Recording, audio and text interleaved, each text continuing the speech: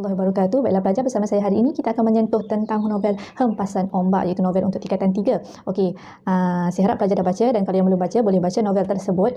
Okey, pada hari ini kita akan sentuh bab demi bab atau sinopsis bab demi bab secara ringkas. Okey, untuk bab 1, okey, permulaan cerita ini dikisahkan tentang Farid, seorang pemuda berusia 19 tahun yang telah kematian bapa. Okey, bapanya adalah pengusaha kilang batik. Okey, untuk meneruskan perniagaannya, hanya dia yang boleh diharapkan kerana abang dia, Luffy, telah beberapa tahun lumpuh, manakala dua orang adiknya masih kecil. Okey, seterusnya, dalam perniagaan tersebut, Farid terpaksa menghadapi cabaran di mana kerani syarikatnya memberitahu bahawa syarikatnya mempunyai banyak hutang dengan peruncit dan pembekal. Oleh itu, keraninya itu bernama Tom Syah ini, Kak Tom, memberikan nombor telefon Mohsin, itu bekas pekerja ayahnya, untuk mendapatkan bantuan dan hikmat nasihat.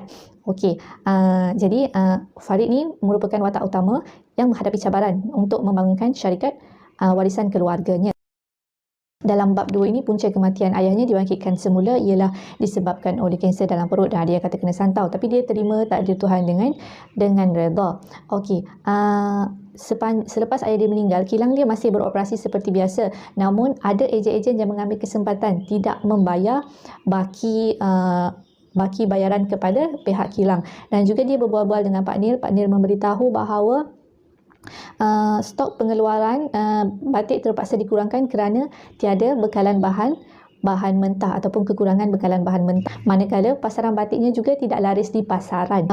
Kak Tom atau kerani yang tadi telah menunjukkan Farid buku hutang syarikatnya dan meminta Farid untuk menuntut bayaran daripada ejen-ejen syarikatnya. Dalam bab 3 disentuh tentang peristiwa pada suatu malam, Farid sedang makan malam bersama keluarganya dan ibunya perasan bahawa Farid semakin kurus kerana kurang rehat. Okey, jadi ibu dia, Hajar Zoyah, dan juga abangnya mendesak Farid supaya menceritakan keadaan sebenar. Okey, jadi Farid ceritakan masalah yang dihadapi oleh kilang syarikat mereka. Jadi ibunya, Hajar Zoyah ini, memberi cadangan untuk menggadaikan barang kemas dan juga tanah miliknya untuk membantu Farid meneruskan usaha perniagaan, meneruskan kilang batik tersebut. Okey, jadi malam tu Farid berfikir dan baru dia teringat bahawa Kak Tom ada menasihatkan dia, ada memberi nombor telefon Mohsin untuk dia hubungi.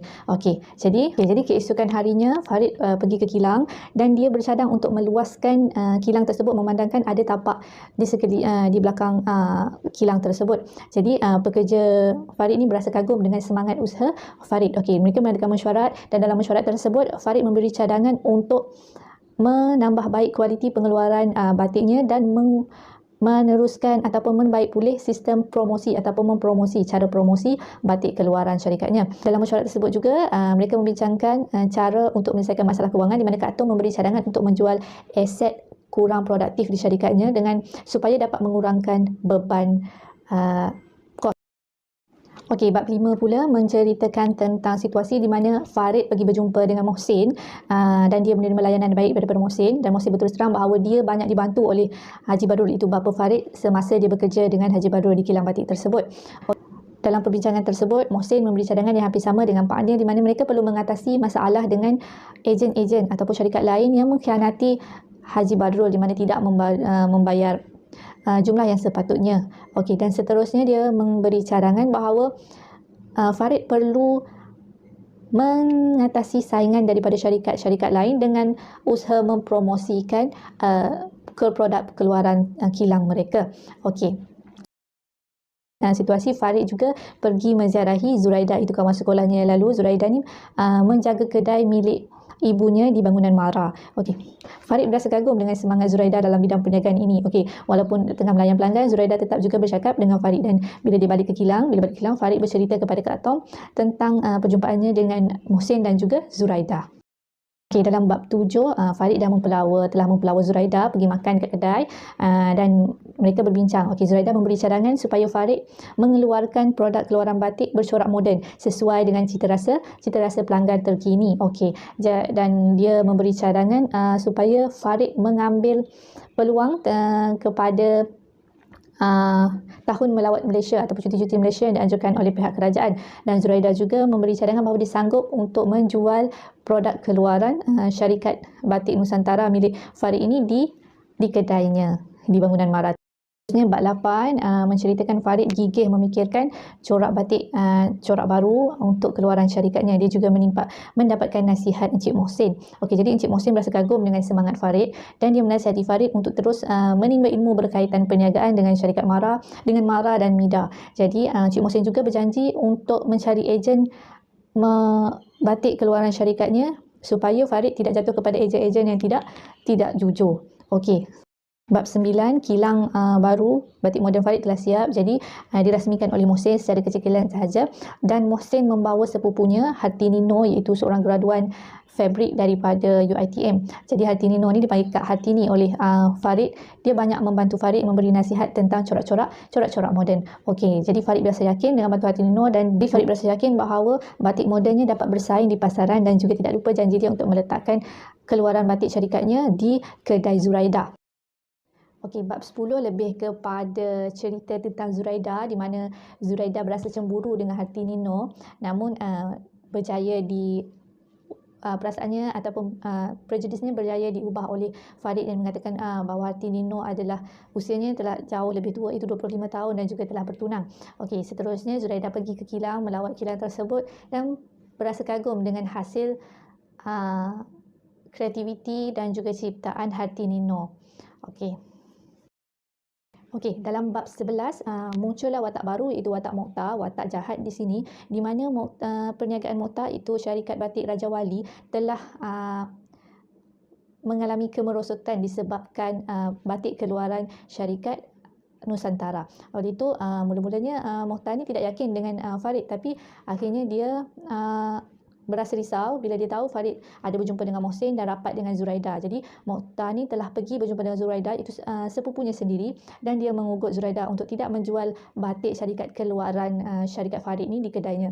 Dan juga dalam peristiwa dalam bab ini Farid juga telah menerima surat layang mengugut ataupun surat ugutan, dan ibu Farid bertekad untuk membuat laporan berkaitan surat layang tersebut, laporan polis.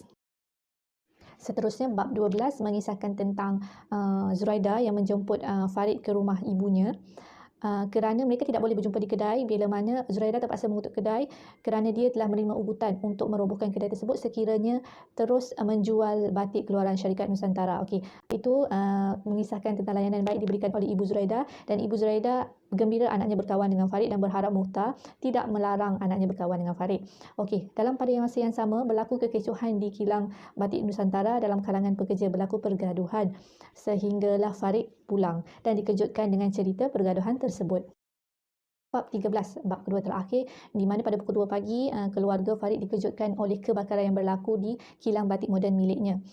Di mana mereka sempat nampak 3 orang lelaki ataupun lembaga nampak gelap-gelap samar-samar lari ke kereta dan memecut pergi. Jadi Farid cuba padamkan kebakaran tersebut tapi gagal, habis kilang batik modennya terbakar. Okey, dan mereka amat yakin bahawa kebakaran tersebut ada kaitan dengan surat layang yang mereka terima, dan mereka membuat aduan polis. Keesokannya pekerja datang semua terkejut, tapi Farid tetap menyuruh pekerja batik di kilang batik tradisional meneruskan kerja mereka. Kilang batik tradisional tak terjejas, yang terjejas adalah kilang batik moden. Okey, mereka Hartinino datang, Hartinino pun terkejut, tapi dia kagum dengan ketenangan Farid menerima keadaan tersebut, dan pihak polis akhirnya menjelaskan bahawa kebakaran tersebut dimulakan oleh Mahmud yang diupah oleh Mokhtar kerana dendam ataupun hasad dengki mereka. Okey, bab terakhir kesudahan cerita ini, di mana apabila Mokhtar telah ditangkap polis dan ditahan, dan Mohsin pulang daripada Singapura dan memberitahu dia juga telah menerima ugutan semenjak dia baik dengan Farid. Tapi Mohsin menyampaikan berita gembira bahawa ada butik daripada Singapura dan Kuala Lumpur ingin memasarkan produk keluaran syarikat batik Nusantara. Dan juga Farid akhirnya melanjutkan pelajaran ke sebuah institusi pengajian tinggi di Dungun dalam bidang pentadbiran perniagaan. Dan cerita ini berakhir bila mereka menghadiri kenduri perkahwinan Hartinino dan happy ending. Okey, demikian tadi secara ringkas sinopsis novel Hempasan Ombak yang saya ceritakan. Okey, sebagai latihan, anda perlu ataupun diminta untuk memberikan contoh peristiwa bagi tema dan persoalan-persoalan yang saya berikan. Okey, latihan yang saya kongsikan dengan anda semua. Okey, latihan tersebut dah siap. Minggu depan anda perlu bincangkan bersama guru-guru anda. Okey, sekian, terima kasih.